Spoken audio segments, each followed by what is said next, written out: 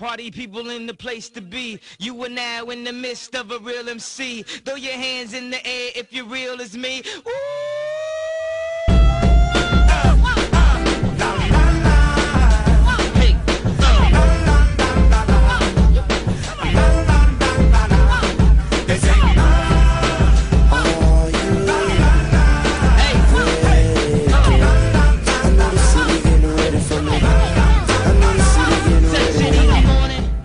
What's going on, everybody? We're back. This is week 5 with Lloyd Alford Radio. We got it going again. Every week I'm excited. We bring you new energy, and we just gonna keep that same trend going. We got my guy Andrew Covington in the building. The name already speaks for itself. I already know what this guy is about. A lot of y'all might not, but we're gonna get into that. First of all, I just want to say, go ahead and give you your credentials. Well, first say, thanks for coming on to the show, bro. Appreciate you. Oh, no doubt, just making bro. time. I know you, man, super busy. You know what I'm saying? And just making time to chop it up with me means a lot, bro. Word up. But let's get into it. You're a business and entertainment lawyer, bro. Yeah, for sure. That's super dope. How did just tell me a little bit about, and that's not all you do. You are also a club promoter, am I right? Or would you say that? More like an event organizer. Organizer. You know what I'm saying? Yeah. But I mean, promotion is a part of that. So definitely. Yeah, okay. It's definitely an aspect of it. Okay, and then you also have property rentals or boat rentals. Yeah. I do the boat rentals, exotic cars. Nice. And cribs, like, you know, houses and stuff like that. So that's definitely, it's like a concierge business, basically. Yeah, okay. I feel you on that. What did you always want to be a lawyer? So I never really thought I was going to be a lawyer. I used to do music. Yeah. So I just always thought, you know, I was going to have a career in music. But in the back of my head, I wanted a job that would, like, give me freedom, give me, like, certain type of notoriety, like, you know what I'm saying? Yeah, respect, no doubt. and be able to, like, be in a lot of different, like, avenues. Because, like, with law, there's so many different areas of law. You can do so much with it. So, like, in the back of my mind,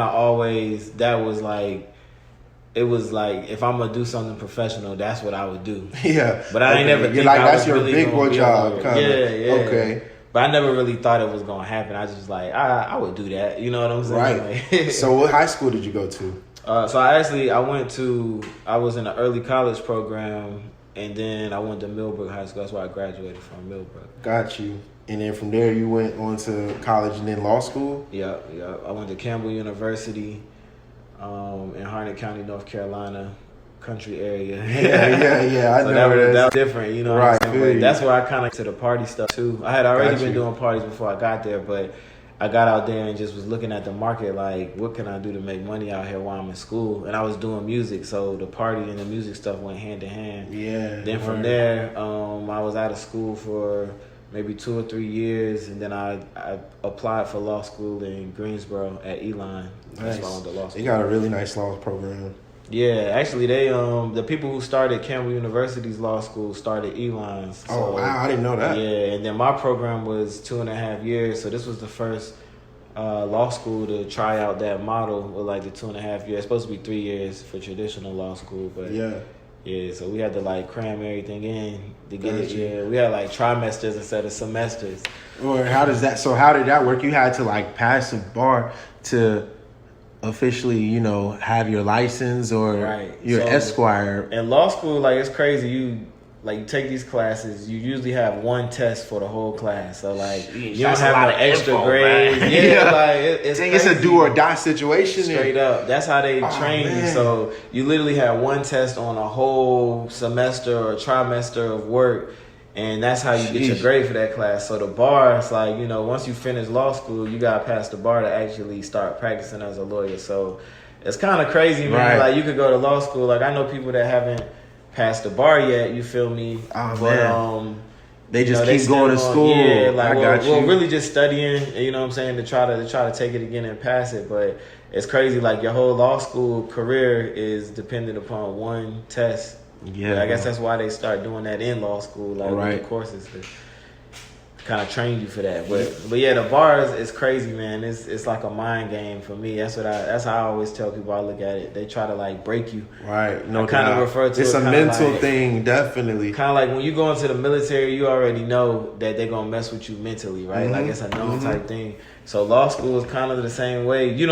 They say it's competitive, but they really mean like they're gonna try to break you down. Because when you in law school, they throw all kind of crazy stuff at you. They might assign an assignment on a Friday, like out of nowhere, or be like, that's due on Saturday. Yeah. Or they might be like, we got a test on Saturday. Yeah, it's like, almost like it's almost like a fraternity or something. Like you're online or something. Yeah, that first year is literally like that because you can get cut. They cut the bottom like 10% of the class or something. I don't know if it's 10% or 5%. Yeah. Don't quote me. That was a long time ago. Right, but, no doubt. But that's still like crazy because everybody could we could all have B pluses and you could have the last percentage could have B minuses and you get cut. You're still doing good, but you're just not good enough. Yeah, I bet that can mess with a lot of people. Man, I'm telling you. Like, it's a real, you gotta really be mentally tough for that. And I remember you were saying that being a lawyer kind of gives you the power to be in different rooms, and like just handle different aspects of life. After you got your certifications and everything, and now you're what's the correct term? Like what type of lawyer, or what's the full? Just business and entertainment. Business and entertainment lawyer. Yeah, mostly entertainment is pretty much the bulk of my work, but the business stuff, a lot of people like in this market, it's not a lot of entertainers. You feel me? Right. So like business startups, small businesses. That's a good little revenue stream. Right. So and that's kind of what I would like ask you.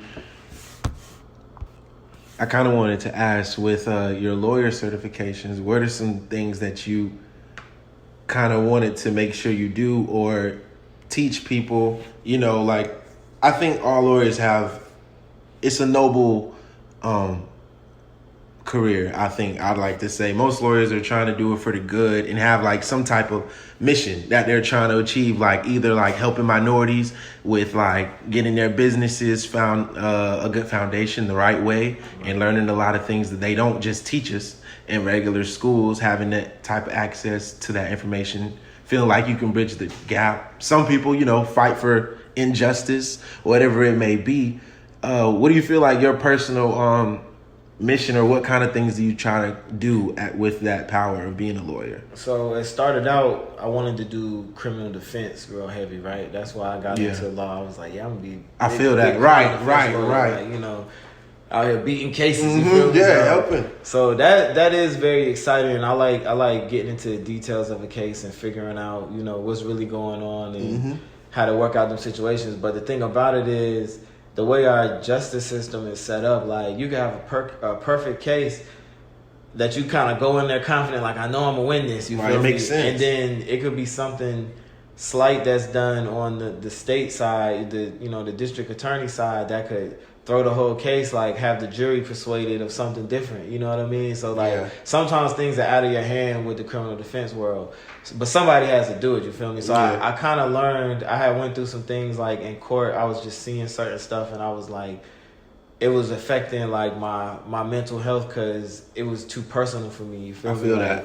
I know a lot of people that's incarcerated. I know a lot of people been through things. So like that was what was giving me the motivation to do it. But when I'm seeing people get played in court, it's like you feel some type of way. Yeah, there's nothing we can do about it. We, people have put together the perfect cases and still, by the book, you're doing it the right way. Exactly. That's frustrating. So for me, it's too like personal for me. So I'm like, all right, criminal defense isn't for me right now because I'm gonna take all this stuff to heart. I got a friend who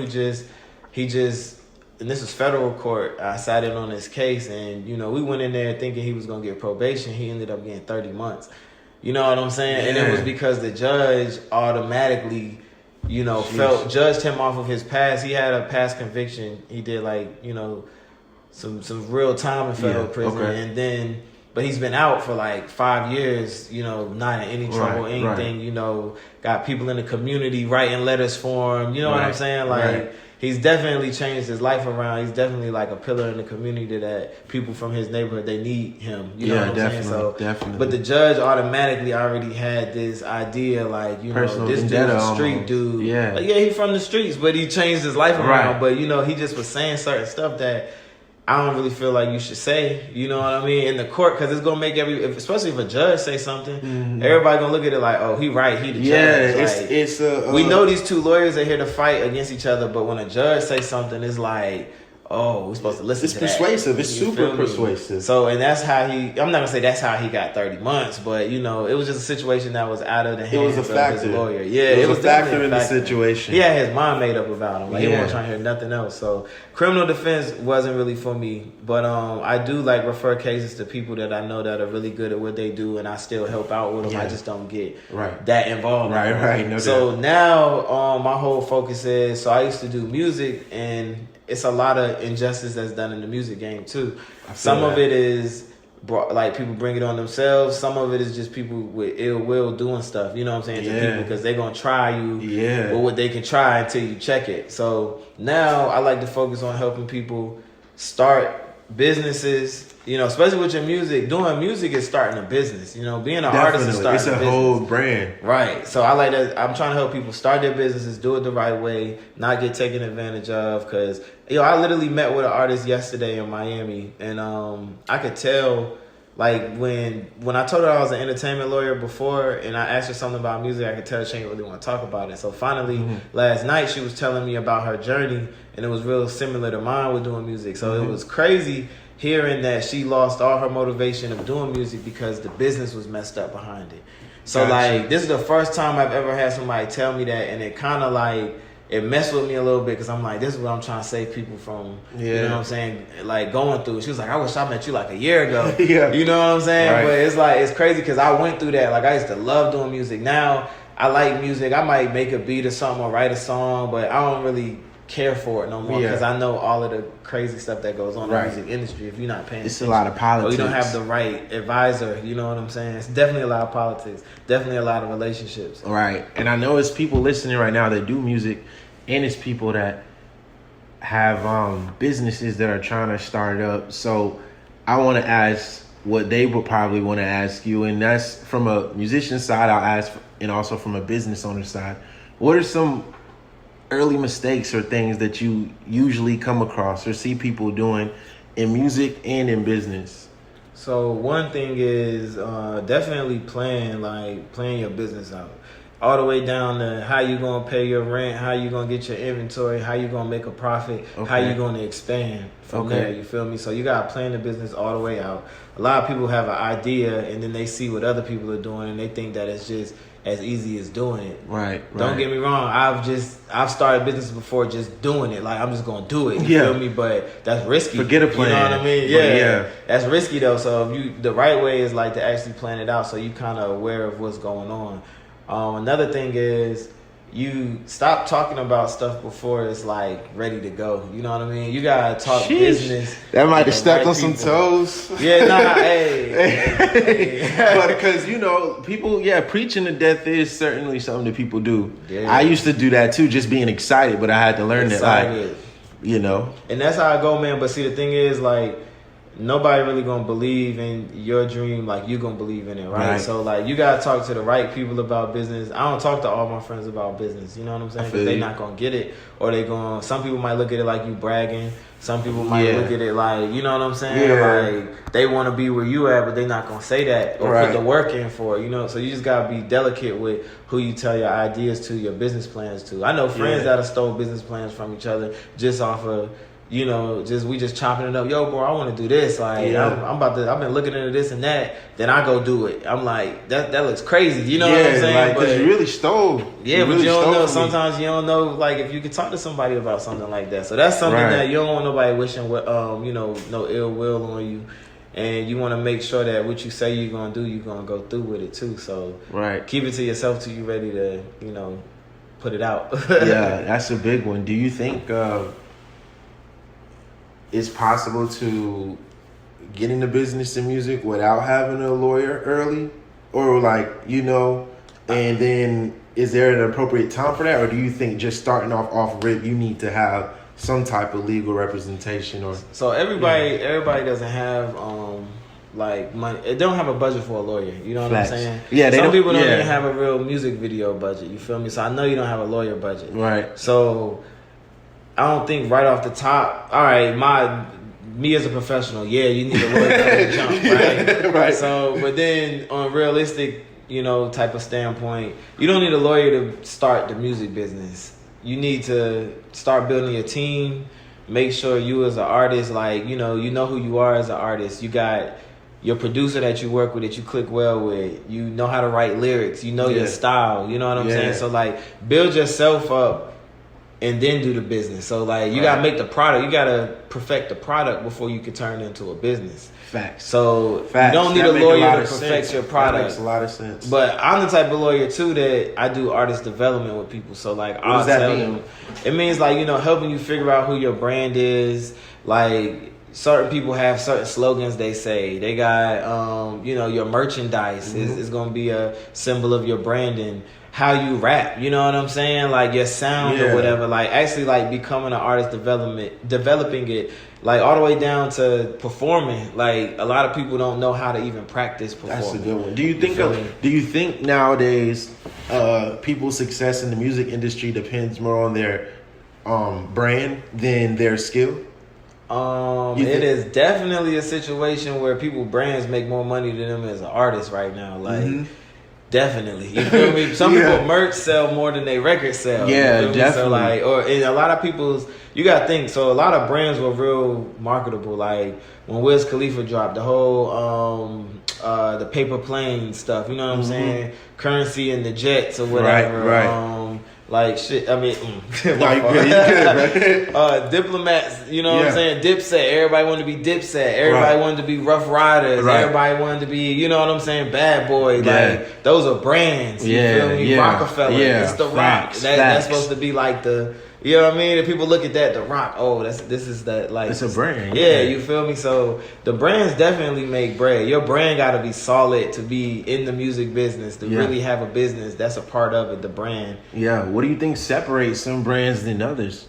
Why is it that certain people can be from the same place and they do the same thing, but some people flourish and other people? Well, with the brands, you got to have a certain audience or, like, a following for that brand. I feel that. So you gotta know who your audience is, like, and what you're gonna cater to. So going back to some of the examples I gave, Wiz Khalifa in the Paper Planes, he targeted everybody that smoked joints. Right. And he made people feel like, smoking joints is the way to go. It's healthy and cool, and Wiz Khalifa does it. He smokes all day. You know what I'm saying? Back then, that was the cool culture. Everybody was getting into that. So other people, like Rockefeller, they just a prestige, like, they catering to now, like, you know what I'm saying, your big businessmen. But back then it was like, these is the black mobster kind of, you feel me? Like, that made it, you know what I'm saying? Because Jay-Z doesn't hide his past, so he has the streets, you feel me? Right. That's his audience. He got the streets, but he also has, like, the upper echelon people. Right. So you gotta know your market. That's why some brands work, some don't. Your brand gotta fit you, and then you gotta know who you pushing it to. Yeah, know who you're talking to. And right, I know I just been picking your brain on, like, this lawyer talk. I kind of want to talk about some of the other endeavors that you got into. And after you were a lawyer, and you could have stopped right there and been like, you know what I'm saying? A lot of people coming from where I'm coming from, looking the way I'm looking, don't make it to where I made it. And I can just chill right here and I can say I've done enough. But what made you kind of have a bigger appetite to go and become not just a lawyer, but more of a business mogul, future business mogul, because of all the other things that you built? So one of the things about me becoming a lawyer, like I said earlier, I wanted a profession that gave me a certain type of stature and stuff like that. So I really became a lawyer to kind of use it to be able to do other things. Okay. So to get me in certain rooms, and to be able to branch out, especially with me being in the entertainment industry. Like, one of the big things I'm working on now is film. So, like, I've always had just an entrepreneur spirit, but I was like, if I become a lawyer, that's the key. Get me, that's the key to the doors. Really right. So, and that's gonna kind of stamp it to where it's like, it sets you apart too. You know what I'm saying? He's not just talking about it. He really, like, making some moves. So, and then everything that I want to do is gonna have some kind of contracts or something around it anyway. Reason, like, in to use your knowledge. Right. So it's like, dealing with me. I'm a lawyer. You gotta do business with me. You know you gotta do business right off the jump. You feel me? So. Whether you like it or not, I'm valuable to the room. So I respect that. And what do you do? Do you do a lot of these the boat in the spaces in the cars, exotic cars? Is that just in like Miami or in Florida or? Yeah. So so here I got a boat that I rent out on the lake. Okay. And I started that during COVID because everybody was like hype on getting on the lake for COVID. Okay. Like, when we were allowed to have like small gatherings or something. Right. Whatever. It's like, that's gonna be something we could do. Right. We can't go to the club. Exactly. And then you out in fresh air, so everybody was like, "Yo, let's get on the boats." I literally caught it at the perfect time. Yeah. And was like, that'd be a lot of things in business too. It's the timing of it all. And I had nothing to do during COVID. Everybody was in the house, so I'm on the lake every other day, every day, doing rentals. Like it was really booming. I had the time for it. Right. Now I don't have the time. I've personally been out there. But that was cool. But in Miami, Miami's a tourist type of town. So man, I literally I shipped my cars down there. I was like, there's no reason to have that stuff here when I could rent it out down there for people that are coming for vacation. Gotcha. And they want to stunt. They want to have a good time. They want to live like the Miami lifestyle. Right. It made sense because I'm like, people come down here, they rent mansions, they spend $30,000 renting a mansion for 3-4 days. Yeah. You know what I'm saying? And they spending $500 to $1,500 on a car a day. Right. Boats, they spending $1,800 up on a boat for 4 hours. So that was a better market for that kind of stuff because people go there and they play like that. Opposed to other areas people do too, LA, Atlanta, stuff like that. But I got a place in Miami, so I was like, yo, I got to start making money here. I'm strong going, I don't just try to waste no bread. So I'm like, if I'm not making money here, I'm leaving Miami after 6 months. I first went there, I had a 6-month lease. I was like, if I don't start making money, I'm out of here. So that's really, I know so many people, it was like, I might as well do the concierge business. Yeah. You know what I'm saying? Because people are always going to come there. Always, bro. People love, they go to Miami like Myrtle Beach now. So and it's nothing to go to Miami. I can believe you will create a lot of residual customers with something like that too. Because once you become the guy for that, the plug for that, then it's like, okay, then this is my boat guy. This is my crib guy. This is my car guy when I go out there. And that's needed out there because, it's expensive, bro. Yeah, it's crazy. And then, and I'm not even I know I was probably pissing some brokers off when I first got down there because say they do a boat for $3,200, I might do it for $2,700, or you know what I'm saying? Or then we automatically go with what makes sense. Yeah, you know what I'm saying? But a lot of times it be my people too, so I'm not taxing them like regular retail, but they looking at it like, oh, you could have got this and that. And I'm like, I'm not trying to kill people. I'm just trying to. We gonna make it. Gotta make it make sense, right? But, I'm not trying to. So they be a lot of them cats down there too. Be kind of price gouging. So I kind of fit in right in between there because I'm like, oh, well, I got the vote for this price. Yeah, word up. Dang. And I remember you saying with the music is kind of how you got into the parties and the events. And so I guess in order it would have been lawyer and then events and then rentals. I'll probably put the film stuff before the rentals, but okay. Because I really just started the rental stuff. I started the boat when COVID started, and then I really just started my concierge business this year in Miami. So, but I've been doing it for so long. Just people call me, yo, where can I get a car? Where can I do this? Yeah. And I'll send them customers, and then when I come get cars, it'll be cheap. Yeah. And then one day I was like, man, look, I'm trying to make some money. Forget all that, you know what I'm saying, barter and trading, because I'm not even in Miami to stunt no more. So it's I'm trying to make money, and I just made agreements with everybody to get broker fees, and that's facts. So somebody listening right now, and let's say they don't want to get into music. Let's say they want to start a business. What do you tell them? What do you say to them? Just go ahead and if you're gonna start a business. So I'm gonna talk about business formation, right? Right.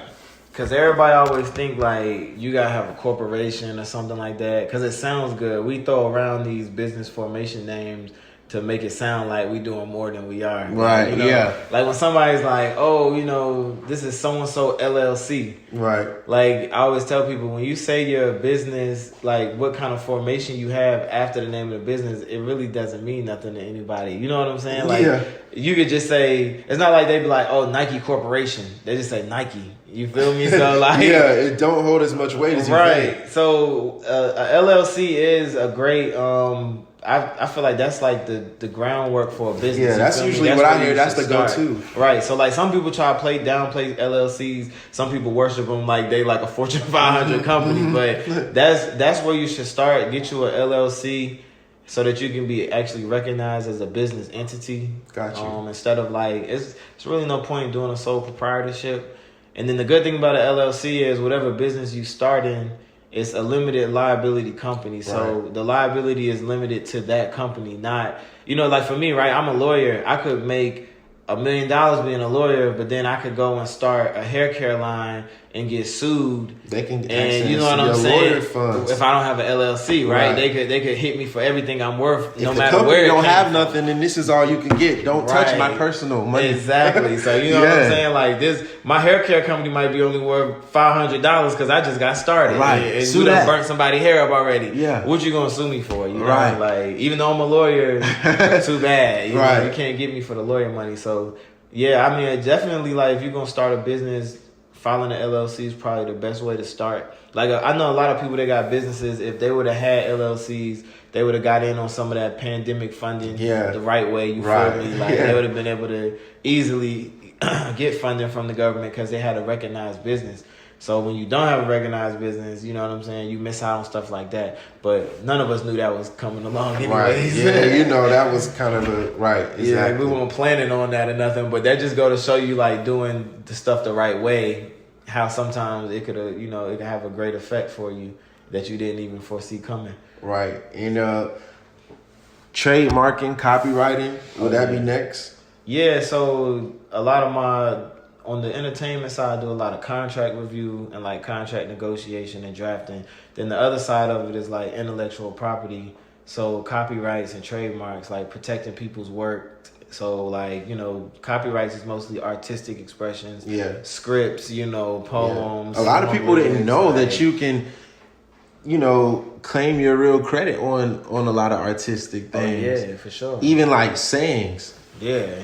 Things that people say. Yeah, definitely. So like, I mean, that would mostly be like a trademark, like a slogan or something like that. You would have to, it would be trademarked.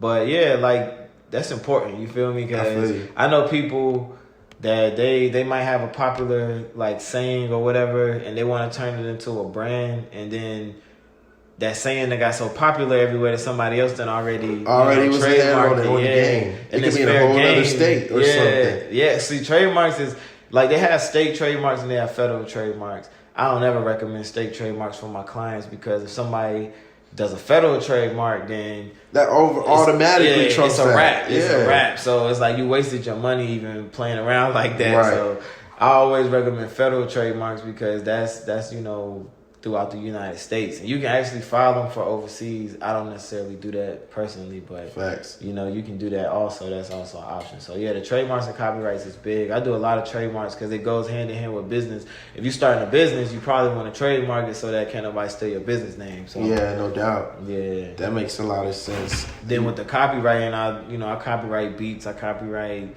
scripts, things like that for my entertainment clients. So all of it goes hand in hand for real. Yeah, and that's real though.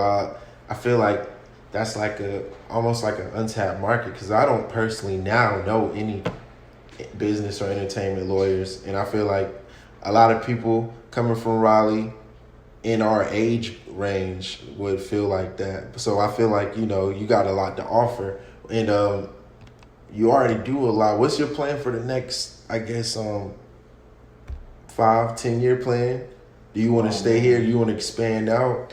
I definitely want to expand. I'm gonna always have somewhere, like a crib in North Carolina, because that's where my family at, and you know what I'm saying. No doubt. But I definitely want to expand between like Miami, Atlanta, LA. I hate taking that long flight, but yeah. But like, you know, even Houston, because Texas is real big for music. Yeah, like Houston people don't know that. Yeah, even Tennessee's big for music. Like I need some country artists. I had one country artist so far, but I'm trying to get some more country artists because they really they get into it. yeah, definitely, and just branching out and diversifying.